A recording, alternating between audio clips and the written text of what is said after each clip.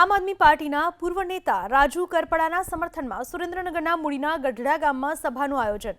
મોડી રાત્રે યોજાયેલી આ સભામાં મોટી સંખ્યામાં ખેડૂતો ઉપસ્થિત રહ્યા અને રાજુ કરપડાના સમર્થનમાં નારા લગાવ્યા। તો સભામાં સંબોધન દરમિયાન રાજુ કરપડાએ ગોપાલ ઇટાલિયા પર પ્રહાર કર્યા, સાથે જ દાવો કર્યો, ખેડૂતો નક્કી કરશે તો પક્ષમાં જોડાઈને ખેડૂતોના હિતમાં કામ કરીશ। આજની જે ગઢાદ ગામની સભા હતી એ ખેડૂતોએ સ્વયંભૂ પોતે ફાળો ઉઘરાવી અલગ અલગ ગામના ખેડૂતો દ્વારા આયોજન કરવામાં આવ્યું છે। આવનાર સમયમાં પણ ખેડૂતો મોટી સંખ્યામાં ઉપસ્થિત રહે અને અલગ અલગ વિસ્તાર વાઇઝ ગામડા વાઇઝ આયોજન કરશે।